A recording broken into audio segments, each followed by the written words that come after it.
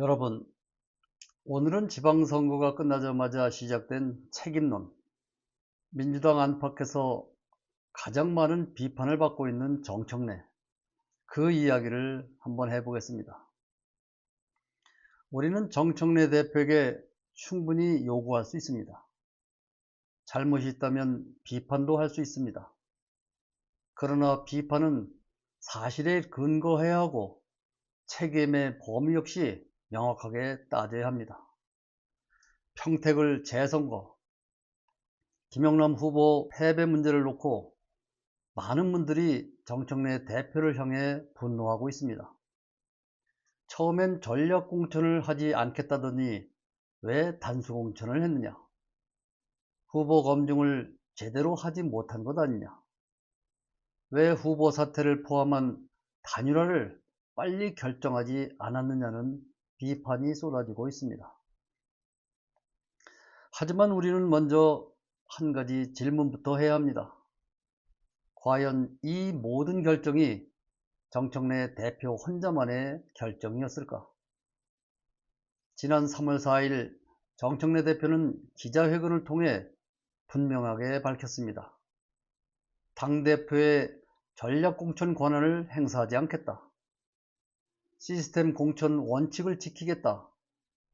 이 발언은 공개적으로 국민과 당원들에게 약속한 내용이었습니다.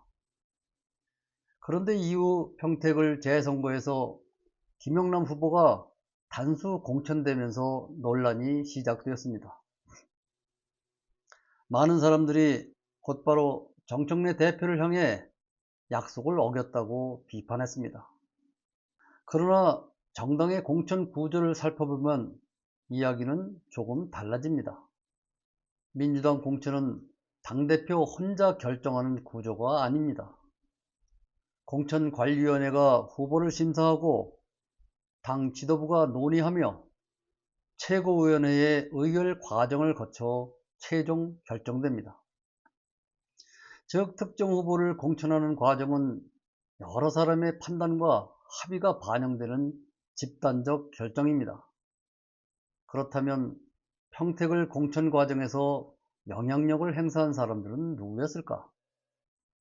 당내에서는 이현주 최고위원, 강덕구 최고위원, 황명선 최고위원 등이 적극적으로 김영남 카드의 필요성을 주장했습니다.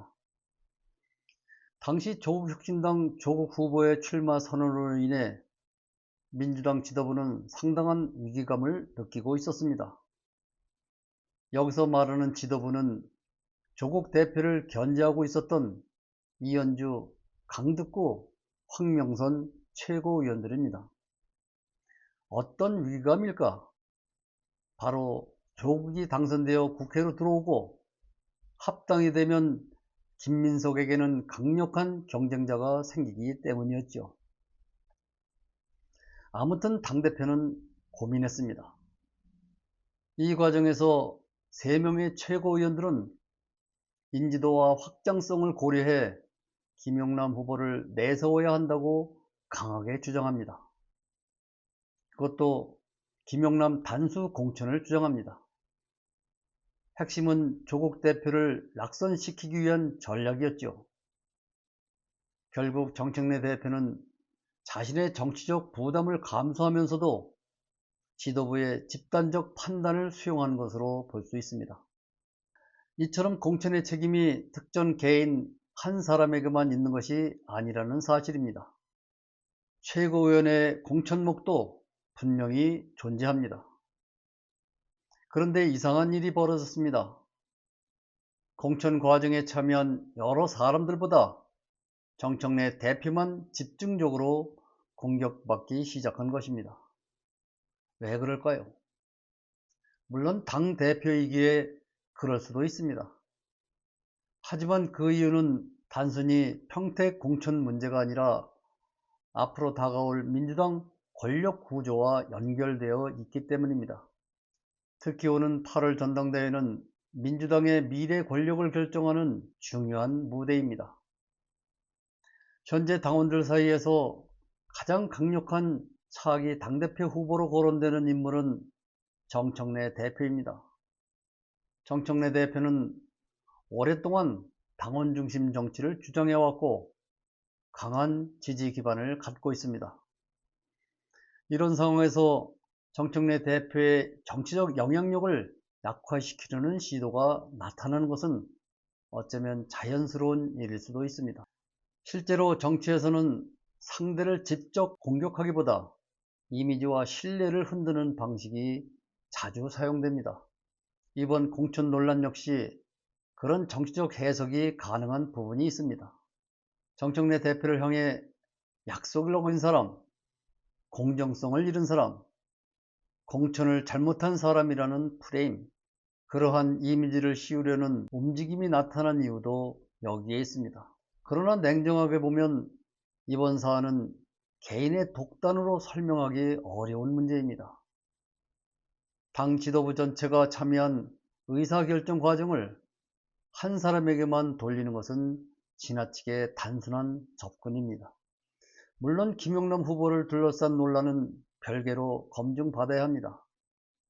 후보 검증에 문제가 있었다면 당은 책임있게 대응했어야 합니다. 당원들이 후보 사퇴를 요구했을 때 지도부는 재검토를 했어야 했지요. 그것이 당연한 순리였는데 말입니다. 하지만 후보 문제와 정청래 대표 개인에 대한 정치적 공격은 구분해서 볼 필요가 있습니다. 민주주의 정당에서 가장 중요한 것은 책임의 정확한 분배입니다. 잘한 것은 함께 평가하고 잘못한 것은 함께 책임져야 합니다.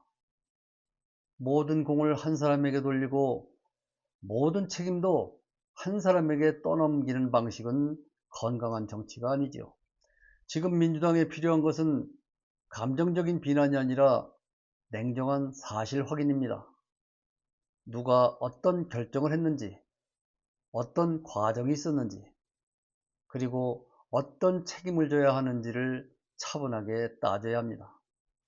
정청래 대표 역시 비판받을 수 있습니다. 그러나 그 비판은 사실과 원칙 위에서 이루어져야 합니다. 정치는 결국 신뢰입니다.